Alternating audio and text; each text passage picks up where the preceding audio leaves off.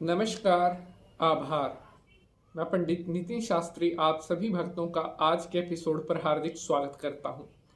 आज मैं आपको बताने वाला हूं कि श्राद्ध पक्ष में, पितृपक्ष में क्या कार्य करने चाहिए, क्या कार्य भूल कर भी नहीं करने चाहिए। अगर आप चाहते हैं आपके पितरों का आशीर्वाद हमेशा आपके ऊपर बना रहे तो आपको आज का यह एपिसोड देखना होगा। कई बार हम कुछ ऐसी गलतियां करते हैं जिनके कारण पितरों के क्रोध का सामना हमें करना पड़ता है, और खासकर उन दिनों में जो विशेष रूप से पितरों के दिन होते हैं, जैसे कि श्राद्ध पक्ष, पितृपक्ष जो अभी चल रहा है। श्राद्ध पक्ष में किन गलतियों को आपने नहीं करना है, किन बातों का ख्याल आपने रखना है जिससे आपके पितरों का आशीर्वाद हमेशा आपको प्राप्त होता रहे, आज मैं आपको बताने वाला हूँ।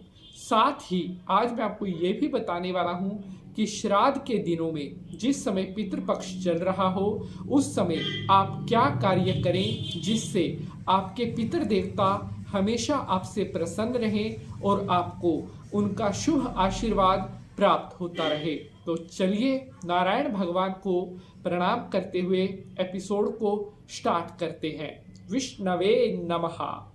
तो प्यारे बंधुजनों, सबसे पहले मैं आपको बताता हूं श्राद्ध पक्ष में क्या कार्य जरूर करने चाहिए। सबसे पहला कार्य कि श्राद्ध पक्ष में गौ माता की पूजा सेवा जरूर करनी चाहिए। गरुड़ पुराण में कहा गया है कि जो लोग गाय माता की सेवा करते हैं, गाय माता की पूजा करते हैं, ऐसे घरों में कभी भी पितृदोष नहीं बनता। और गाय माता की सेवा करने से अगर आपका कोई पितृ यम यातना भोग रहा है तो वह उस यम यातना से छूटकर मोक्ष को प्राप्त होता है। इसलिए अगर आप पितृपक्ष में विशेष रूप से गाय माता को भोजन करवाते हैं, सेवा करते हैं, पूजन करते हैं तो आपको पितरों का विशेष आशीर्वाद प्राप्त होता है। दूसरा कार्य, पितृपक्ष में अपने पितरों के लिए तर्पण जरूर करवाना चाहिए। कहा जाता है कि पितृलोक में सबसे ज्यादा कमी अगर किसी चीज की है तो वो पानी की कमी है। पितरों को अगर पानी नहीं मिलता तो परिवार को बड़ा भयंकर पिपासा का दोष लगता है, प्यास का दोष लगता है, जिसके कारण परिवार में तरह तरह की समस्याएं आने लगती हैं।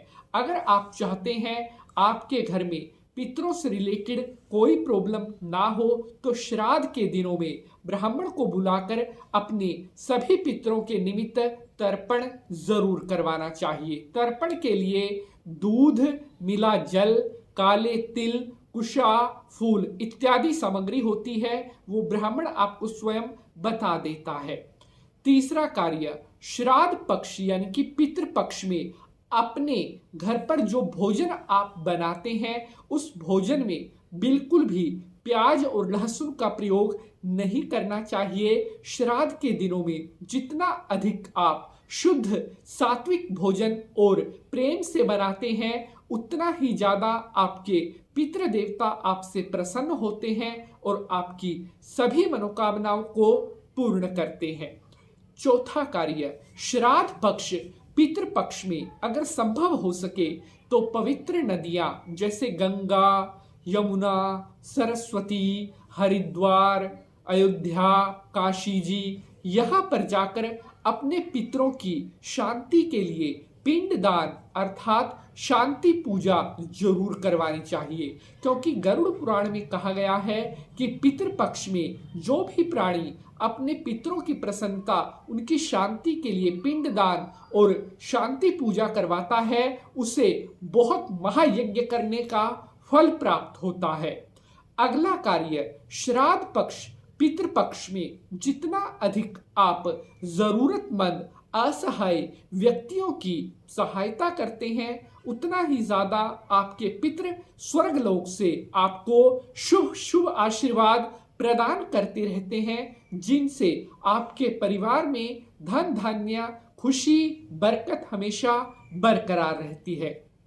तो आइए अब बात करते हैं श्राद्ध पक्ष पितृपक्ष में क्या कार्य भूल कर भी नहीं करने चाहिए। महिलाओं को श्राद्ध पक्ष में सुबह के समय बाल बिल्कुल भी नहीं धोने चाहिए। अगर जिस दिन आपके परिवार में किसी बुजुर्ग का श्राद्ध है उस दिन तो विशेष रूप से सुबह के समय महिलाओं को अपने केश नहीं धोने चाहिए।